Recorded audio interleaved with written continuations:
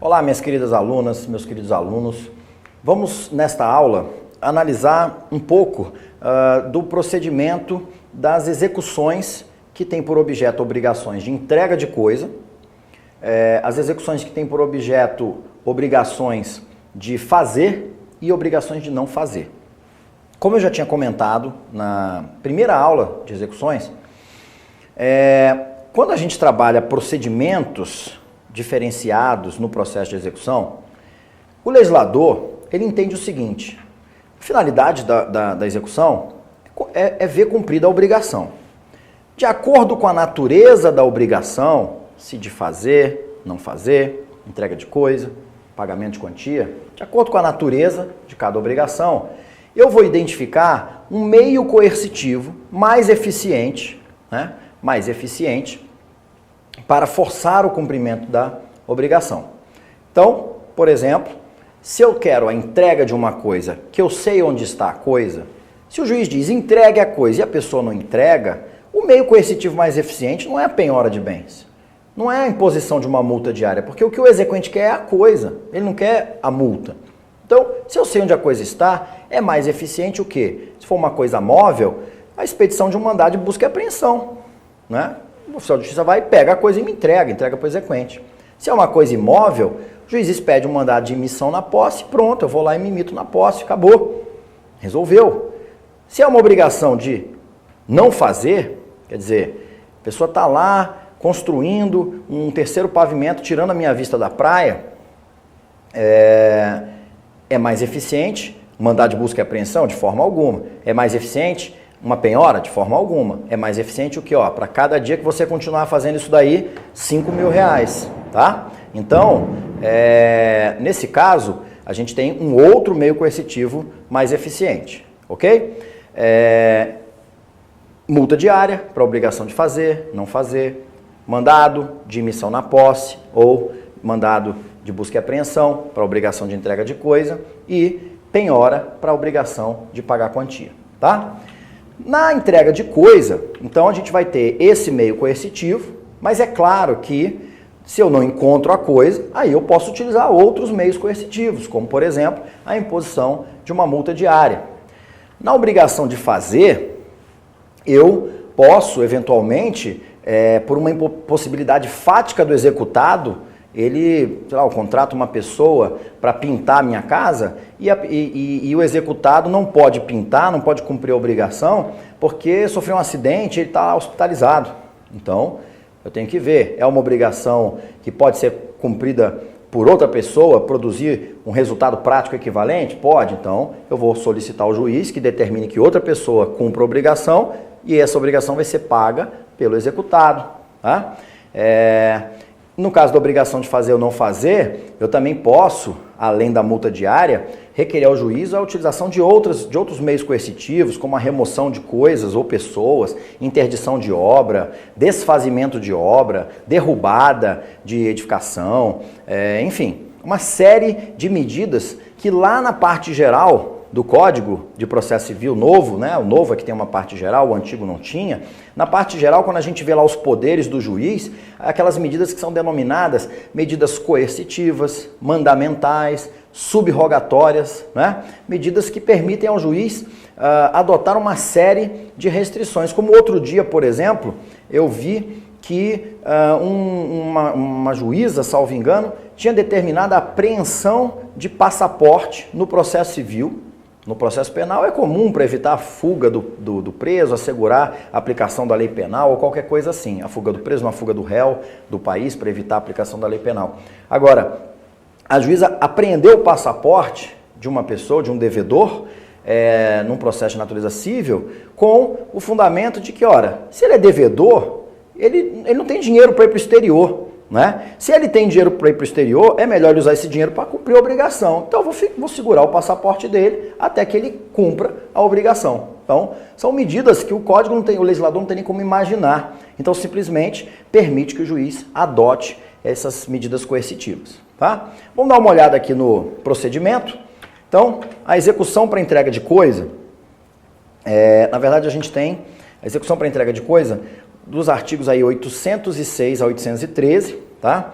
Diz o seguinte: o devedor de obrigação de entrega de coisa certa, constante de título executivo extrajudicial, será citado para, em 15 dias, satisfazer a obrigação. Vamos tomar cuidado, né? Por quê? Não confundir. Prazo de 3 dias para obrigação de pagar a quantia. Entrega de coisa, 15 dias. Ao despachar a inicial, o juiz poderá fixar multa por dia de atraso. Multa por dia de atraso. No cumprimento da obrigação, ficando o respectivo valor sujeito à alteração, caso se revele insuficiente ou excessivo. É um dispositivo aqui, né, mas que não precisaria nem estar aqui, uma vez que lá na parte geral nós temos os poderes gerais do juiz em qualquer processo. Tá?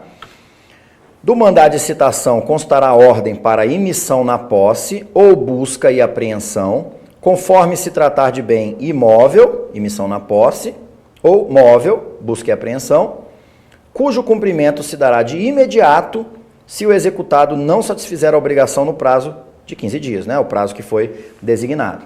Tá? Então já vai do mandado de citação. O mandado de citação já tem essa ordem. Eu não preciso da expedição de um outro mandado de emissão na posse ou de um outro mandado de busca e apreensão. Tá? Já vai no mandado de citação. E a partir do momento que venceu o prazo de posse daquele mesmo mandado, o oficial de justiça cumpre aquele mandado, garantindo a emissão na posse ou realizando a busca e apreensão.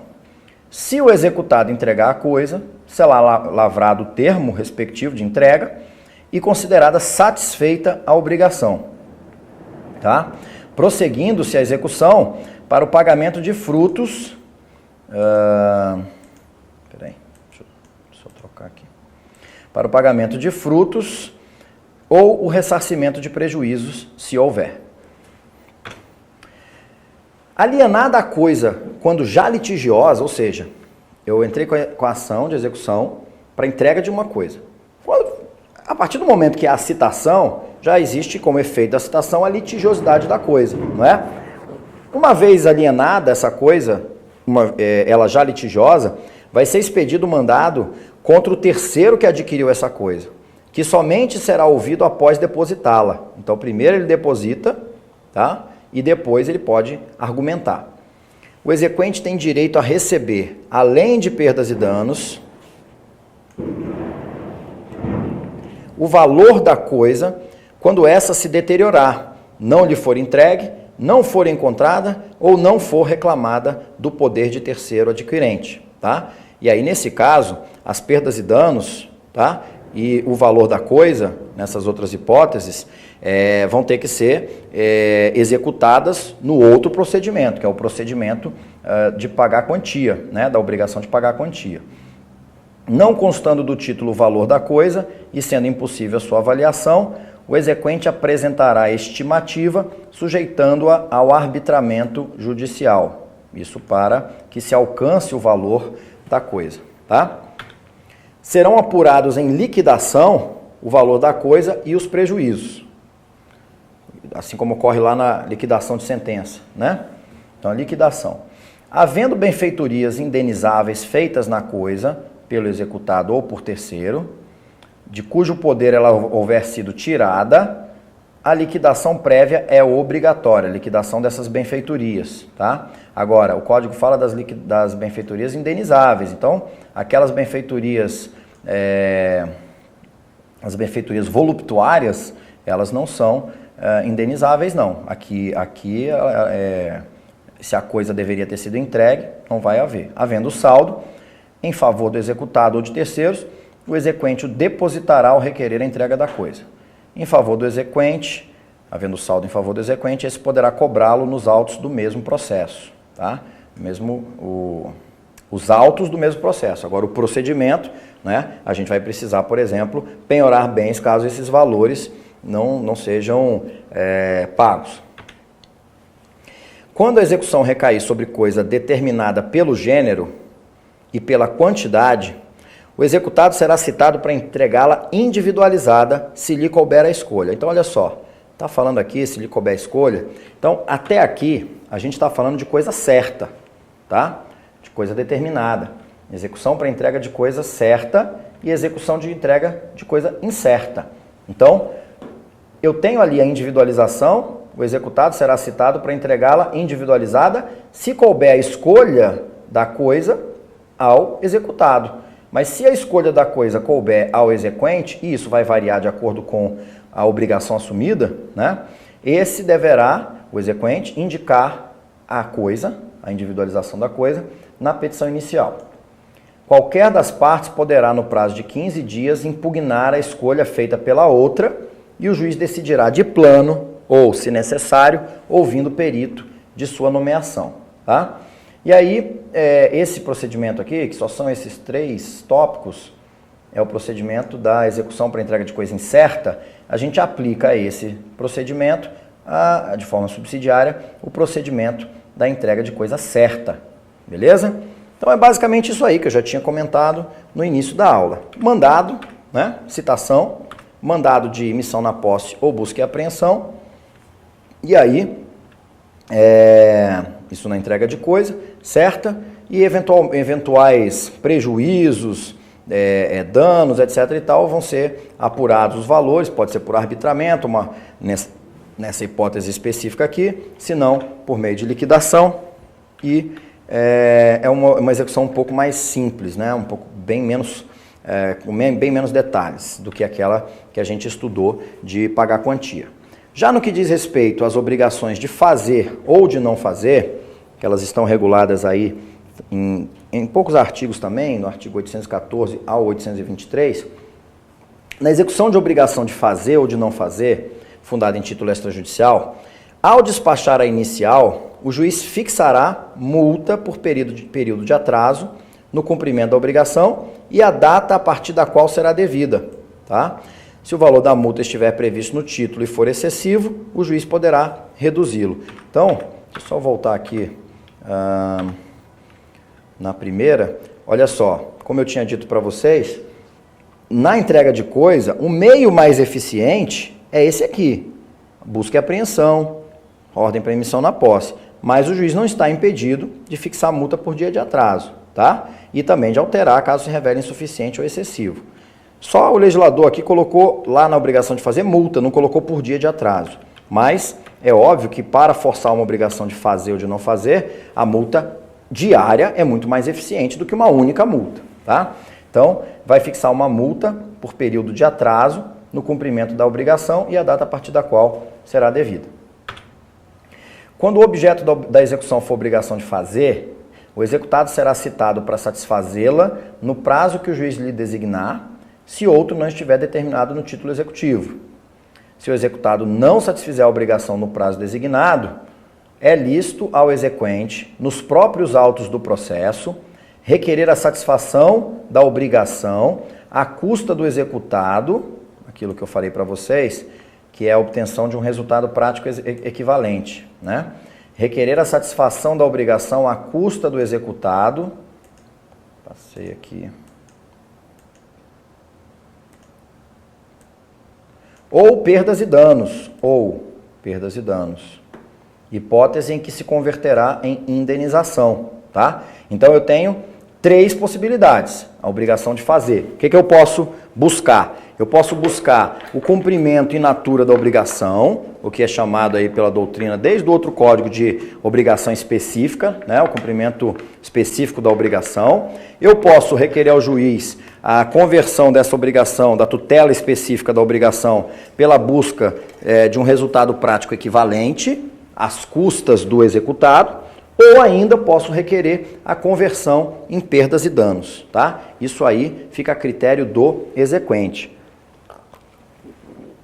O valor das perdas e danos será apurado em liquidação, seguindo-se a execução para cobrança de quantia certa. Então, o procedimento é nos mesmos autos, né? Mas a gente troca o procedimento para poder utilizar o procedimento da execução por quantia certa. Se a obrigação puder ser satisfeita por terceiro, que é o que eu disse lá, o resultado prático equivalente, é lícito ao juiz autorizar a requerimento do exequente que aquele a satisfaça à custa do executado. O exequente adiantará as quantias previstas na proposta que, ouvidas as partes, o juiz houver aprovado. Realizada a prestação, o juiz ouvirá as partes no prazo de 10 dias e, não havendo impugnação, considerará satisfeita a obrigação. Tá? O exequente adiantará as quantias previstas na proposta que, ouvidas as partes, será. Caso haja impugnação, o juiz a decidirá. Se o terceiro contratado não realizar a prestação no prazo, ou se o fizer de modo incompleto ou defeituoso, poderá o exequente requerer ao juiz, no prazo de 15 dias, que o autorize a concluí-la ou a repará-la à custa do contratante. Ouvido o contratante no prazo de 15 dias, o juiz mandará avaliar o custo das despesas necessárias e o condenará a pagá-lo. Se o exequente quiser executar ou mandar executar, sob sua direção e vigilância, as obras e os trabalhos necessários à realização da prestação, terá preferência em igualdade de condições de oferta em relação ao terceiro. Tá? Bem procedimental, né? Não tem muito o que explicar. É de autocompreensão e de fácil compreensão. O direito de preferência deverá ser exercido no prazo de 5 dias após aprovada a proposta do terceiro. Na obrigação de fazer, quando se convencionar que o executado a satisfaça pessoalmente, uma obrigação aqui personalíssima, né? O exequente poderá requerer ao juiz que lhe assine o prazo para cumpri-la. Havendo recusa ou mora do executado, sua obrigação pessoal será convertida em perdas e danos, caso em que se observará o procedimento de execução por quantia certa. Agora, no que diz respeito às obrigações de não fazer, o executado, se ele praticou um ato cuja abstenção estava obrigado por lei ou por contrato, o exequente requererá ao juiz que assine prazo ao executado para desfazê-lo. Se houver recusa ou mora, a mesma coisa. O exequente vai requerer que o juiz mande desfazer o ato à custa do executado, que responderá por perdas e danos. Tá? Não sendo possível desfazer-se o ato, a obrigação também se reverte em perdas e danos, caso em que, após a liquidação, se observará o procedimento da execução por quantia certa. Aqui vamos imaginar uma situação, por exemplo, acompanha comigo aqui, isso aí é muito comum, você colocar, o pessoal que trabalha com televisão, né? Uma vez eu, atuando na advocacia, muitos anos atrás, um ator da Rede Globo me procurou lá em Brasília, ele tinha sido contratado, ele estava numa novela, no auge da fama dele, e um galãozão, e ele foi contratado por uma empresa em Goiânia, uma confecção de roupas, que não sei se chama confecção de roupas, parece que é uma coisa mais simplória, mas era uma mulher que, a dona da empresa, estava lançando uma grife, uma marca diferenciada, programou um desfile com modelos, né, vestindo as suas roupas, e anunciou lá em Goiânia que o ator X estaria presente nesse evento, né, para engrandecer o evento. Então, gastou um dinheiro com a publicidade e tudo mais.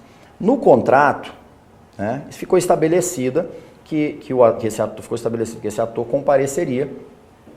E o que acontece é que esse ator estava com um contrato com a Rede Globo. E o contrato que os atores costumam firmar com a Rede Globo permite que eles... Não dá exclusividade, tem gente que tem contrato de exclusividade, né? O Tarcísio Meira, aqueles atores mais antigos, né? Que são sempre escalados aí nas novelas. Esses outros atores aí, os galãs de época, de ocasião, eles não costumam ter exclusividade, mas existe uma cláusula num contrato padrão deles que é que uma vez chamados para participar de algum evento, de alguma novela, alguma coisa assim, uma minissérie, eles não podem contratar durante aquele período. E foi exatamente o que aconteceu. Ele tinha sido contratado para fazer uma novela. E aí, o que ele fez? O contrato previa que ele pudesse, né, encaminhar um substituto que tivesse as mesmas características que ele. E essas características, lá pelos termos do sindicato lá dos atores, artistas do Rio de Janeiro, ele tivesse X tempo de experiência, algumas peças de teatro, não sei o que lá, tem uma regulamentação.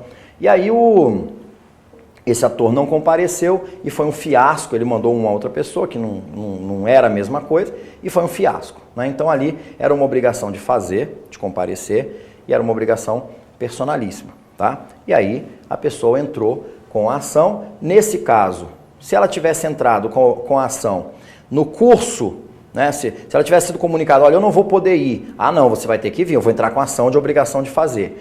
Se ele não viesse com a multa diária, poderia um resultado prático equivalente, a não ser que fosse um outro ator global, alguma coisa assim, às custas desse primeiro ator. Se também não fosse possível, e o que acabou acontecendo é que foi um fiasco, converteu tudo em perdas e danos e aí veio a ação de cobrança. Ele me contratou na época para responder a essa ação de cobrança. Tá? Esse é um caso do cumprimento de obrigação de fazer. Obrigação de não fazer. Um exemplo aqui. Uma vez, na verdade a gente pega aí, tem dois exemplos famosos para quem já é do meu tempo, né? Eventualmente vocês aí mais jovens não sabem nem quem é Ratinho e nem quem é Zeca Pagodinho, mas os dois experimentaram a mesma situação judicial, muito próximo. Ratinho era um apresentador de uma rede de televisão, que eu não me lembro agora qual era, e ele com esses, e talvez tenha sido o pai desses programas assim, bagunçados e escandalosos, tipo Pânico, essas coisas assim. E ele estava no auge, ele tinha uma verba de publicidade enorme, milionária, né? Tinha uma audiência muito forte. E aí o que aconteceu? O SBT resolveu contratar o Ratinho. E o Ratinho estava no meio de um contrato com essa outra rede de televisão. Não sei se era Bandeirantes, Record. E nesses contratos com artistas, normalmente existe cláusula de obrigação de não fazer. Não fazer o quê? Não contratar com concorrente, tá? E quando você está trabalhando com audiência muito alta, patrocinador, etc e tal, muitas vezes compensa para outra empresa pagar, não é, a rescisão contratual, as multas da rescisão contratual e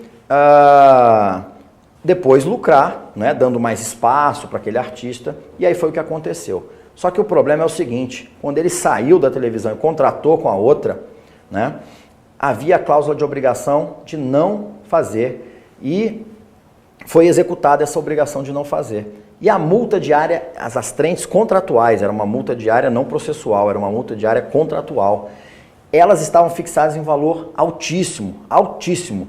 E chegou num ponto que sequer o que ele trazia de ganho para a televisão compensava. Tá? Então, a obrigação de fazer, eu executo aquela cláusula ali de obrigação de não fazer, peço para o juiz, se eu tenho as trentes contratuais, ainda peço as trentes processuais, o valor vai ser enorme. Tá? Mas se em algum momento, vamos supor, esse caso do Ratinho foi embora parar no STJ, eu não me lembro se isso foi resolvido até numa conciliação, porque o valor ficou uma coisa exorbitante. No caso do Zeca Pagodinho, já foi uma situação diferente, que foi o quê? Ele sempre foi garoto propaganda de uma cervejaria. Não me lembro agora se era a Brahma. E nesse contrato dele, todo verão carioca, né, ele fazia comerciais com a Brahma. Um belo verão desses aí, apareceu o Zeca Pagodinho fazendo propaganda de uma outra cervejaria, Skin Cariol, propaganda da Nova Skin. Mulher bonita, cerveja gelada, praia, sol. E aí, Zeca Pagodinho no meio disso tudo. E durante todo o verão vem a ação. Na verdade, aí, do ponto de vista do marketing, foi até interessante porque pouco tempo depois ele voltou a fazer propaganda para a primeira cervejaria, que eu acho que era a Brahma, e a propaganda já era no sentido de que aquilo ali tinha sido só amor de verão, né? Que é a expressão bem comum lá no Rio de Janeiro, o amor de verão, aquelas pessoas que vão para o Rio de Janeiro passar o verão, arruma ali uma ficada, tal, não sei o quê, o amor vive um intenso amor e depois vai cada um para um lado. Então foi o que aconteceu entre o Zeca Pagodinho e a Nova Skin. Mas esse amor de verão deixou reflexos. Por quê? Porque a Brahma, antes, né, durante o comercial, a Brahma tinha o direito, né, tinha de executar uma obrigação de não fazer, de não contratar com um concorrente. Só que essa obrigação se esgotou muito rápido, um verão muito rápido, né, do ponto de vista do poder judiciário, do tempo de duração de um processo. Ou seja, no curso da execução dessa obrigação de não fazer, simplesmente não adianta mais, não dá mais para desfazer. Né? Ele já fez e não tem como voltar atrás. Os efeitos já foram alcançados. Né? Então essa obrigação tem que se converter em perdas e danos. Tá? Então essa é mais ou menos aí a ideia, eu dei um exemplo de obrigação de fazer, um exemplo de obrigação de não fazer. A de fazer, sendo possível você buscar um resultado prático equivalente, e se não der, conversão em perdas e danos. A de não fazer, você tentando interromper imediatamente com meios coercitivos, e se não der mais para interromper nem desfazer, a conversão em perdas e danos. Tranquilo?